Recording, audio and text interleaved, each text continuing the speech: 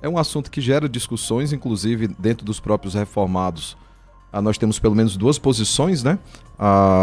Algumas pessoas me mandaram um direct no Instagram perguntando se eu é supralapsariano. E assim, dentro dos reformados nós temos duas posições, os sufras e os infras, né? Os supras, eles são em menor quantidade, os infras têm mais, porque eles olham para Dort, né? Dort, a convicção de Dort é infralapsariana, que foi justamente a discussão ali de Armínios, né? Dos alunos de Armínios. Então, nem entre os reformados nós temos uma posição final, mas se parar para mexer e olhar bem, de forma muito honesta e sincera, o fato é que todas as posições, inclusive a posição arminiana, pressupõe que Deus elege um povo. A forma como a eleição se dá é que é diferente. Mas até arminianos creem que Deus elege um povo. Ele já começou o debate. Nem começou, mas ele já começou. Vamos começar. Você viu que e a tecnicidade, né? É mestre. Eu creio que muitos ouvintes estão boiando aí. Supralapsariano, infralapsariano, código, os cânones de Dort. Mas eu vou ficar só na Bíblia Sagrada com os irmãos aqui. Se meus irmãos... Eu sou pastor pentecostal, eu sou assembleiano. Eu vou só discordar da palavra honesta, não é? Dentro da colocação, porque a questão honesta, a Bíblia, ela não é de particular interpretação, queridos irmãos. Então, textos mostram, obviamente, a palavra prorizo, que é predestinação, está lá, mas também a palavra prognosis, não é? Inclusive, eu vou mostrar o texto, fazer exegese do texto em grego aqui. Muito bem. Com a ajuda de Deus. Eu acredito que meu amigo está predestinado a pagar o almoço hoje. Opa, eu entro nessa embarcação. Bom, deixa eu apresentar então. Existem predestinados à salvação e outros à perdição? Visto que o pastor Samuel está bem falante, né? Pastor Samuel, qual a sua opinião? Deus predestinou uns para a salvação e outros à perdição? Deixa eu só começar com a minha última colocação, né? Quando um arminiano diz que Deus, na sua presciência, sabendo aqueles que o escolheriam, elege um povo, isso é eleição. Tanto que o ponto arminiano é eleição condicional. Então, tanto arminiano como o calvinista ou monergista e sinergista crê que uma eleição acontece. A forma como essa eleição se dá é a grande divergência entre os dois lados. E até mesmo no meio reformado, a ordem dos decretos, que aí é o termo supra ou infra, a ordem dos decretos difere. Então, só para explicar quem está em casa, que no final todas as posições, de alguma forma, em dada medida, mesmo que por meios diferentes defendem um tipo de eleição. Se ela é condicional, se ela é incondicional, aí é outra discussão. Eu creio que sim, que Deus elege um povo, eu creio que de Gênesis a Apocalipse, isso fica muito claro nas Escrituras. William Perkins, que é um puritano, né, inglês, ele vai defender o termo cordão ou fio dourado, né, o Hendrickson. Aliás, o Kistemaker pega esse tema quando ele discute Apocalipse. O Van Groningen, quando discute o Antigo Testamento, ele trata sobre isso no livro Criação e Consumação. São 3 volumes, uma obra maravilhosa. Ele vai defender que Deus ele tem um fio dourado que conduz toda a história. Nesse fio ele tem um reino, que são seus súditos, ele tem uma aliança, que é a forma como ele lida com seu povo, e ele tem um mediador, que é Jesus Cristo. Então nós veremos que de Gênesis a Apocalipse fica muito claro no Antigo e no Novo Testamento que Deus ele trata com o povo. No Antigo Testamento com o Israel, conhecido como físico, que há outras nações que podem fazer parte por meio da circuncisão, e depois nós temos no Novo Testamento o Israel espiritual, onde esse escopo ele aumenta mais, alcançando todas as nações. Bom, pelo que ouvimos do pastor Samuel, ele acredita que Deus predestina uns para a salvação e outros para a perdição. Então, a sua opinião, pastor? Por favor, querido mediador, exatamente qual é a frase do debate? A frase do debate é justamente essa. Por favor. Existem predestinados à salvação e outros à perdição? Então, um texto que desconstrói lá, um texto só, começando com o texto. Primeira epístola de Paulo a Timóteo, capítulo 2, versículos 3 e 4. Porque isso é bom e agradável diante de Deus, nosso Salvador, que quer que todos os homens se salvem e venham ao conhecimento da verdade. Se ele quer que todos os homens se salvem, essa não é possível uma outra interpretação a não ser essa, que ele quer mesmo que todos os homens se salvem, e coloca condições para isso. A discussão aqui, como disse meu querido amigo e irmão reverendo Samuel, gravita em torno do que seria eleição incondicional e eleição condicional. Eu não me declaro arminiano, embora abrace a maioria das doutrinas arminianas, porque ser arminiano ou calvinista é ler a Bíblia com as lentes embaçadas do dogmatismo. O próprio reverendo Samuel citou aqui que existem dois óculos diferentes entre calvinistas, não é? Infra e tal, vamos lá. Mas a questão é, o que especificamente a palavra de Deus diz? Se o tema, se o reverendo Samuel tem razão, dizendo que Deus predestina uns para o inferno, para a perdição, a palavra inferno não está no texto original, mas para a perdição, e outros para a salvação, exclui a questão do livre-arbítrio. E aí o que eu faço com os textos bíblicos que falam especificamente de livre-arbítrio? Por exemplo, quando o pastor disse que a eleição existe, é óbvio, está escrito, primeira epístola de Pedro, capítulo 1, versículo 2, e talvez ele cite Efésios, capítulo 1, que está no auristo, quer dizer, um tempo acabado, nos elegeu antes da fundação do mundo. Quem é que tem arbítrio antes da fundação do mundo? Quem é que pode escolher antes do mundo existir, antes de nascer? Impossível isso. Que nos predestinou, usa o auristo, inclusive. Mas aí eu tenho que pegar o contexto, que é hermenêutica, né, que é o contexto remoto, e as referências, os paralelismos reais. Pegar a primeira epístola de Pedro, capítulo 1, versículo 10, eleitos segundo a presciência de Deus. Segundo a presciência. E aí existe uma discussão teológica com os irmãos calvinistas que a palavra prognosis significa outra coisa neste texto. E aí eu peguei o dicionário, eu não sei se foi com o reverendo ou com outro irmão, que ele fez essa colocação. O léxico grego-português do Novo Testamento, baseado nos domínios semânticos, dos melhores, não é? Um dos melhores ali da sociedade bíblica, diz assim, que prognosis é aquilo que é conhecido de antemão ou anteriormente, a determinado ponto de referência temporal. Presciência, conhecimento prévio, o que se conhece de antemão. Então não tem como nós, até vinha discutindo isso no carro agora, não tem como você desassociar a predestinação deste texto que diz que é o conhecimento antecipado. Qual é a questão aqui, reverendo Samuel? A questão, o homem tem livre-arbítrio. Existe um sinergismo, existe uma cooperação, o homem pode escolher. O que é a Bíblia Sagrada? Eu respeito muito Berkhoff, Bancroft, Paul Tillich, respeito todos esses grandes teólogos aqui, mas a palavra de Deus, ela é suficiente para nos orientar aqui. A Bíblia diz, aquele que invocar o nome do Senhor será salvo. Atos 2:21.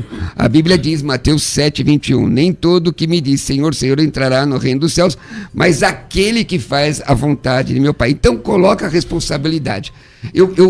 Nesse sentido, eu discordo, admito a predestinação bíblica, está lá, mas discordo que Deus determina, o determinismo, o fatalismo, eu discordo. O que o senhor tem a observar, principalmente nesses verbos, prorizo, prognoses? Se ele ler novamente a definição de presciência, ele vai concordar comigo. Ele leu justamente um que o calvinista defende sobre presciência. Deus, ele pré-conhece de antemão porque ele pré-determinou. Agora, é mais fácil para o arminiano crer que Deus tem capacidade de prever alguém escolher por ele do que Deus prever de antemão ele elegendo. Por exemplo, dependendo de escolhas anteriores, o pastor Cruvinel podia nem ter nascido. Se eu levar ao extremo esse argumento. O senhor poderia nem ter nascido se eu levar em conta a liberdade de escolha. O pai do senhor não casar com a mãe do senhor, por exemplo. O senhor é uma conjunção de DNA, de elementos de DNA. Então, assim, eu só estou mostrando até onde o absurdo do argumento ele pode ir, ou até mesmo o próprio livre-arbítrio, que não é a posição do pastor Cruvinel e da maioria dos arminianos que eu conheço, mas muitos arminianos caíram no teísmo aberto, que é Deus abrir mão da prerrogativa do futuro para deixar o homem livre para escolher, caiu no teísmo aberto porque levou o livre-arbítrio ao extremo, ao absurdo. Calvinista, eu tenho ouvido isso em muitos debates, calvinista não é determinista, não é. Você tem a posição hipercalvinista, que eles vão descambar mais nesse lado, mas nem quem é supralapsariano é necessariamente hipercalvinista. Então, assim, tem alguns termos que estão sendo repetidos hoje em dia, que eles não são corretos nem honestos. Eu não estou falando do pastor Cruvinel, estou falando, por exemplo, eu não faço isso, mas hoje eu estou com o computador e eu abri aqui o bate-papo da rádio. A palavra de alguns aqui Calvino era um herege, o que ele defendeu eram heresias. Só que se eu levar o debate para esse lado, a única coisa que foi considerada heresia na história foi a posição dos alunos de Arminius, não foi a posição arminiana. Então, assim... Se você me permite uma parte, o próprio Lutero, se nós vamos avaliar pela teologia, realmente ensinou heresias. O Lutero jovem e o Lutero velho são duas pessoas diferentes. Eles escrevem coisas diferentes. Mas, voltando aqui pro debate, perdão. Opa, estamos dentro. Não, pro debate.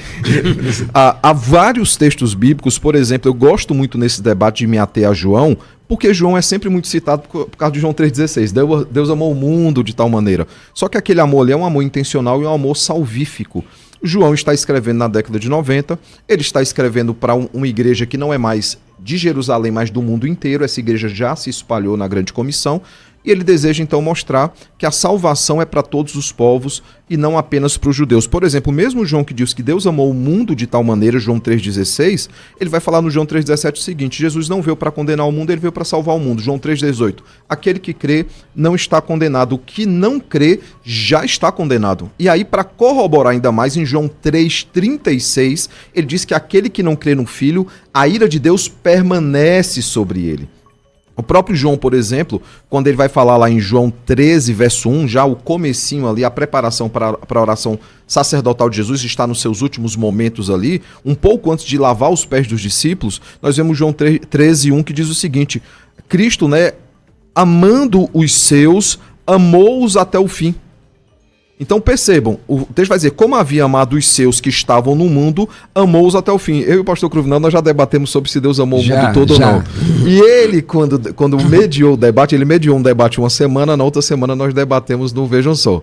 Quando ele mediou o debate, ele falou, aqui é possessivo. E aqui o termo, o uso dessa palavra é possessivo, ele está falando de uma posse que ele tem. O próprio João, lá em Apocalipse 17:8, vai dizer o seguinte: cujos nomes não estão escritos no livro da vida desde a fundação do mundo, o que corrobora o pensamento de Paulo lá em Efésios 1, já citado aqui, que essa fundação se deu antes, essa eleição se deu antes da fundação do mundo. E aí eu volto a dizer, as duas posições entendem que Deus ele elegeu de antemão. A forma como a eleição se dá é que se dá de forma diferente. Então, por exemplo, o texto de Timóteo eu posso explicar, é um texto que está tratando ali sobre todos os tipos de povos. Você vai lendo a descrição do texto, ele vai falar de autoridades, nós temos que orar pelas autoridades, por todos os tipos de pessoas, e depois ele fala sobre amor a todos. Ele está escrevendo para a igreja, somente a igreja teria acesso àquela carta naquele momento. Ele está falando, Tito vai caminhar no mesmo sentido, o texto de Pedro, que certamente será citado, todos eles caminham nesse mesmo sentido. Deus amando a todos os seus, não a todos necessariamente todas as pessoas. Pastor Roberto Cruvinel. Então, vamos lá. Só fazer umas colocações que foi citado o teísmo aberto. O teísmo aberto é uma heresia, uma exacerbação no sentido de que Deus não conhece o futuro. Como fatalismo, aquela que você não precisa sequer evangelizar, porque quem for salvo, está predestinado, vai chegar à salvação. E aí também é outra heresia complicada. Nós estamos estudando com tranquilidade. O texto de primeira epístola de Paulo a Timóteo não fala povos. Diz assim, por isso, quer que todos os homens se salvem. Todos os homens. Deixa eu até voltar aqui para o pessoal poder me ver aqui. Ele quer que todos os homens se salvem. O texto do Evangelho de João, capítulo 3, citado pelo meu amigo, corrobora especificamente com aquilo que eu estou falando. Não é? Porque o texto de João, capítulo 3, 16, Roseos, Regapsen, Cosmon, Deus amou o mundo, e aqui coloca o mundo, todos os que estão no mundo. Não tem, o que eu vou depreender disso de forma diferente? E aí você citou o versículo 16, não é isso? Deus amou o mundo, depois enviou o seu 36. Filho. Depois, 36. Todo aquele, quem nele crê não é julgado. Quem não crê já está julgado. Está colocando a responsabilidade sobre o homem. Atos 2:21, aquele que invocar o nome do Senhor será salvo. Romanos capítulo 10, 9 e 10. Se seu coração você crer, sua boca confessar, você será salvo. O grande problema da eleição incondicional que exclui a questão do livre-arbítrio. O livre-arbítrio é bíblico. Por toda a Bíblia Sagrada nós vemos o homem tendo a possibilidade de escolha, não é? Mesmo porque em Atos capítulo 10, 37, diz que Deus não faz acepção de pessoas. Então ele faz acepção de pessoas, um para a salvação, outros para a perdição. Você que está me ouvindo aqui, e aqui não é o caso do reverendo Samuel, tá? que eu sei a posição teológica dele. Mas imagine essa exacerbação. Eu não vou pregar porque se é que o cidadão está salvo, uma hora ele vai chegar à fé. Existem igrejas aqui no Brasil que fazem assim até hoje, não é? Que inclusive que vai ter um debate aqui em algum momento se essa igreja é uma seita ou não é. Porque ela é uma visão da predestinação extremamente exacerbada. Eu admito que a predestinação ela é bíblica, mas ela só pode ser avaliada em linha com a presciência. Uma coisa que o reverendo falou aqui, que é importante, é que o calvinista ele diz assim, ó, ele conhece porque predestinou de antemão. Ora, nós ensinamos, ele predestinou porque conhece, porque ele sabe de antemão, porque a presciência é um dos atributos da divindade, o dos homens, não é atributos incomunicáveis, ele sabe tudo, não é? Além de onipresente, onipotente, ele é onisciente, e se ele sabe tudo, e aí ele pode dizer, contar como aquela pessoa eleita. Nós temos vários textos aqui, e de fato foi citado um texto do Evangelho de João, onde Jesus está falando especificamente com os seus. Existem muitos textos bíblicos que Jesus fala com os seus. Agora, 2 de Pedro, capítulo 3, versículo 9, como é que nós vamos trabalhar esse texto aqui no ponto de vista da predestinação incondicional? O Senhor não retarda a sua promessa, ainda que alguns a tenham como tardia, mas é longânimo para conosco, não querendo que alguns se percam, senão que todos, não está falando a meu juízo, irmãos, não é? Ele está falando todos venham se arrepender. Ora, todos não é todos mesmo? Não é o senhor, não sou eu, não é o reverendo Samuel, não é o presbiteriano, o calvinista, o macumbeiro, o drogado. A vontade de Deus é que todos venham se arrepender, não é? Porque não vejo lógica bíblica, a não ser em textos isolados, como por exemplo, está lá no livro de Atos, e se converteram tanto os que estavam predestinados, os Romanos, não é? Terei misericórdia de quem me aprove ter misericórdia. Nós estamos dispostos a analisar todos esses textos. Mas esses textos bíblicos que eu li aqui, como é que eu posso trabalhar, querido amigo? Atos 2:21, aquele que invocar o nome do Senhor será salvo. Como é que eu posso trabalhar? 2 de Pedro, gostaria de ouvir sua opinião, que diz aqui que todos venham se arrepender. Todos não é todos, não é? O irmão já deu sua opinião sobre Timóteo. Agora, Tessalonicenses, 1 Tessalonicenses 5:9, Deus não nos destinou para a ira, mas para a aquisição da salvação. Qual é o contexto desse texto? Muito bem, nós vamos agora dar voz, uma oportunidade para aqueles que estão do outro lado na linha. Eu creio que deve ter WhatsApp, mensagem de WhatsApp, participação. Você pode participar pelo 0 operadora 11 98484 9988. Queremos saber a sua opinião. Temos ouvinte na linha? A paz de Cristo para todos. Eu sou o pastor Danilo de Pinheiro, Maranhão. A minha opinião sobre o assunto de hoje se baseia em Apocalipse capítulo 22, versículo 12, que diz: eis que venho em breve, a minha recompensa está comigo e eu retribuirei a cada um de acordo com o que fez. E versículo 17, que diz, na parte final do texto diz: quem tiver sede, venha, e quem quiser, beba de graça da água da vida. Aqui fica claro que a salvação é um processo que começa em Deus, mas que tem que ter uma resposta do homem. Nós devemos responder ao chamado de Deus. Então Deus não predestina ninguém para a perdição. Bom, vamos para o próximo ouvinte. Alô? Bom dia, Roberto Lima, aqui de Martinópolis, Igreja Batista. Eu queria fazer uma pergunta para o pastor Samuel. Se Deus determinou tudo, inclusive então ele determinou a queda, né? Mas daí ele fala para Adão não pecar. Mas como que funciona isso no calvinismo? Porque, por exemplo, eu determinei que você peque. Ah, mas não peque não, tá? Como que funciona? Uma dúvida, eu não entendi muito bem isso. Obrigado, com Deus. Muito bem, vamos para mais um ouvinte. Bom dia, alô? Pastores e reverendo, não seria correto afirmar que Deus predestinou alguns para sua obra redentora, né, para fazer a redenção, para se cumprir as profecias, mas não predestinou ninguém para a perdição. Para a obra redentora, ele predestinou alguns, como João Batista, Jeremias, enfim, e outros. E aí os outros, vamos dizer assim, teriam uma certa responsabilidade para a sua perdição. Meu nome é Hugo, falo aqui de São Paulo. Reverendo Samuel, parece que você foi o alvo, está sendo o alvo. E tem essa de Adão aí, eu quero saber como é que o senhor vai explicar essa aí. Meu amigo, essa eu também queria ouvir. Não tem, apesar de... Bom, não tem dificuldade. Vamos lá, se eu então. fosse calvinista, eu diria, né? Não tem dificuldade. Essa é uma questão, assim, há questões aqui que eu queria tratar do que o pastor Cruvinel falou. Tá, muita coisa aqui, vamos lá. João 6, que foi citado a questão do crer, e claro, o crer é a forma como se dá a salvação, mas quem pode crer? Talvez essa seja a grande discussão. E João, ele é extremamente, fazendo aqui um retrocesso, eu não vou falar calvinista, ele é extremamente monergista. E eu explico por quê.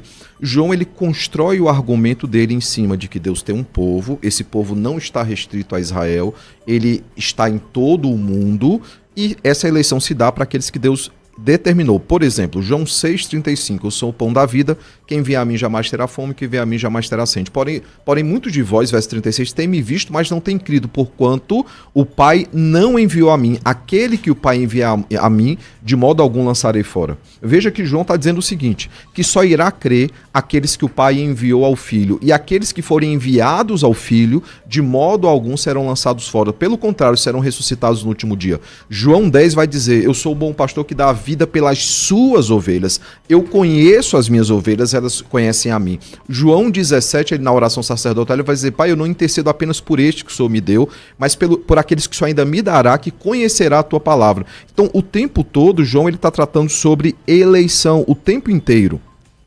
A primeira pergunta foi questionado lá em Apocalipse, né?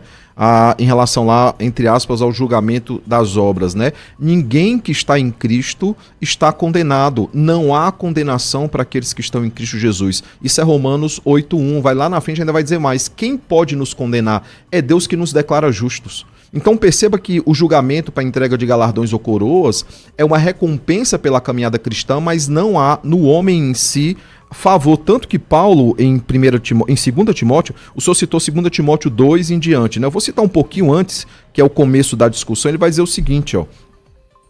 Verso 8, 2 Timóteo 1, verso 8, quem está em casa pode acompanhar. Não te envergonhes, portanto, do testemunho de nosso Senhor, nem do seu encarcerado que sou eu. Pelo contrário, participa comigo dos sofrimentos a favor do Evangelho segundo o poder de Deus que nos salvou e nos chamou com santa vocação, não segundo as nossas obras, mas conforme a sua própria determinação e graça que nos foi dada em Cristo Jesus antes dos tempos eternos.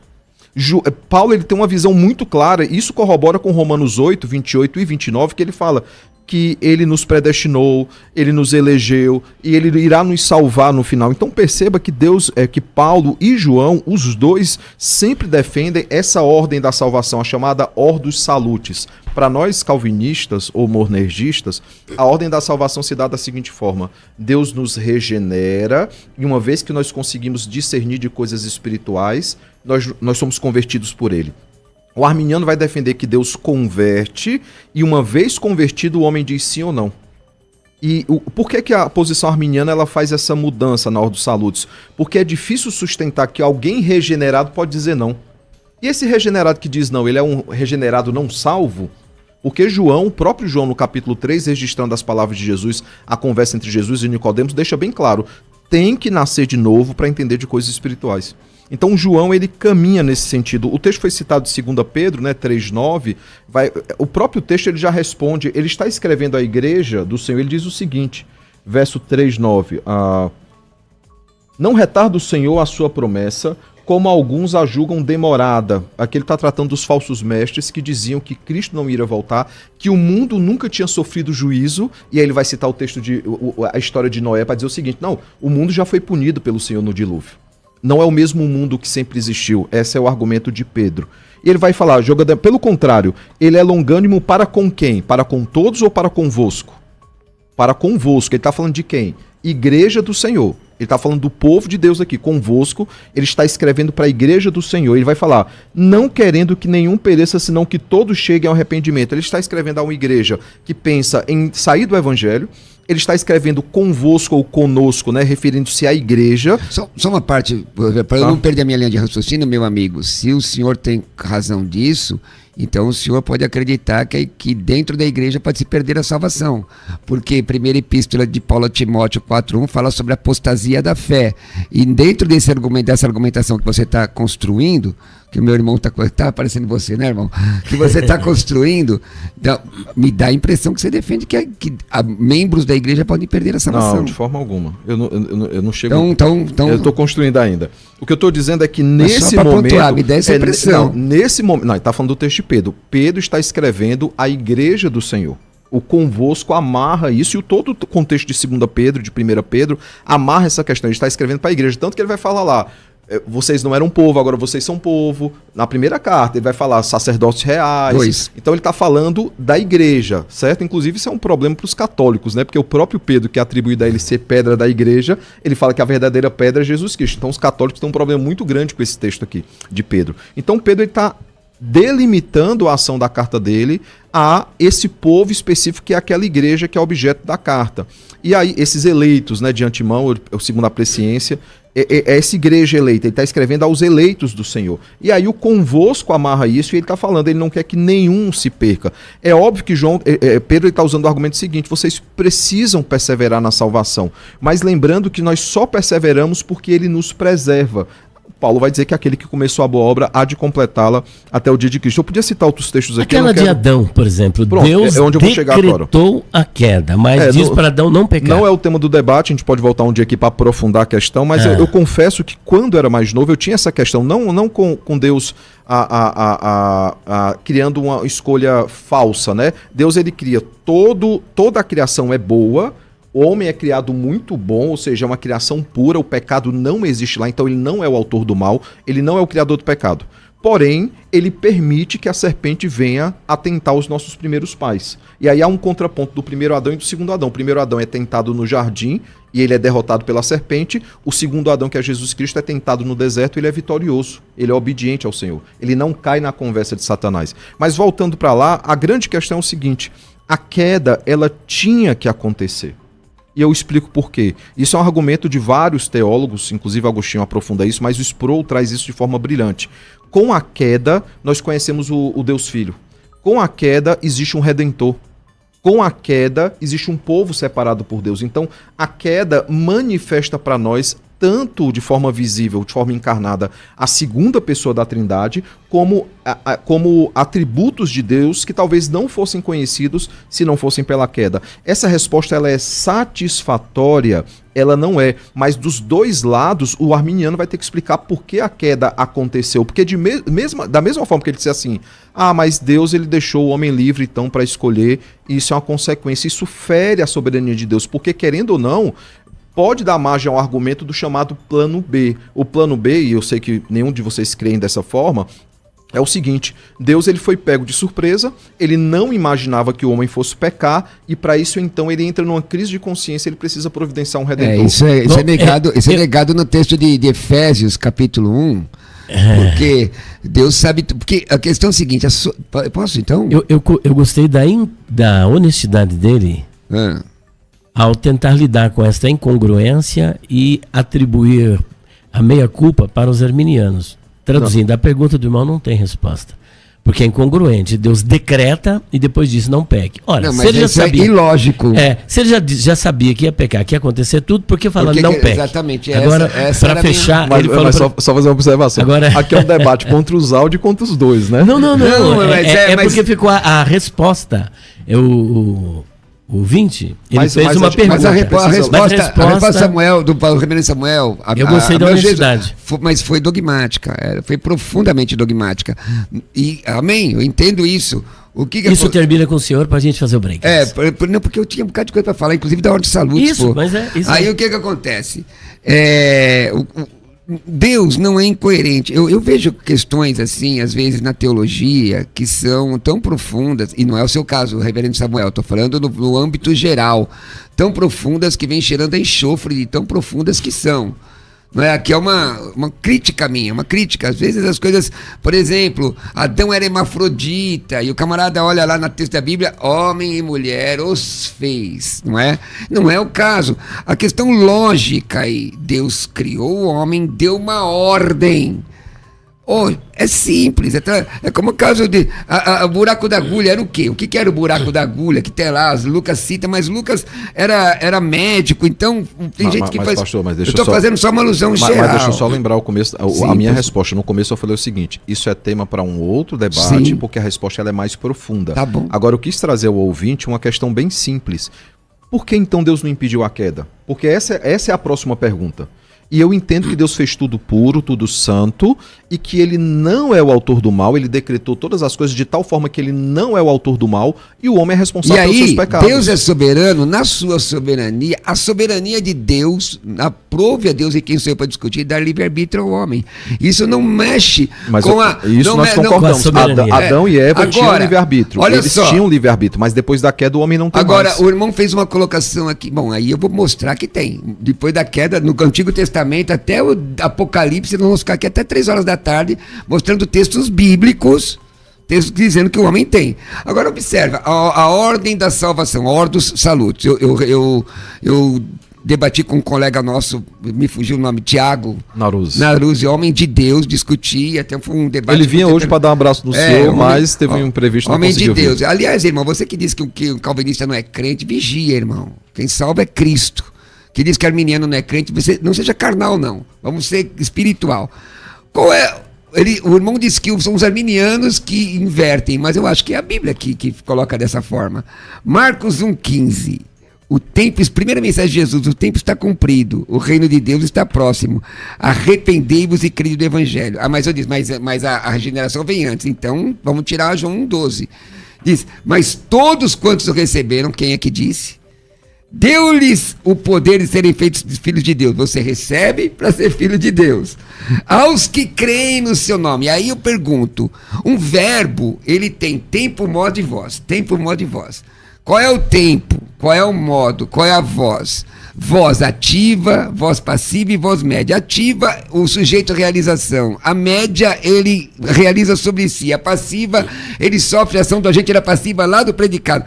Aqui, todos os textos diz que a voz é ativa, aquele que invocar o nome do Senhor, aquele que crer, o que buscar, o que abrir o coração. Então, o homem tem responsabilidade de Deus do céu, na minha visão e na visão que eu entendo. Eu não vou ser deselegante, que às vezes diz assim, como eu já vi um determinado cidadão aí dizendo que o Deus dos arminianos era efeminado, mas não tem coragem de vir aqui debater com os arminianos.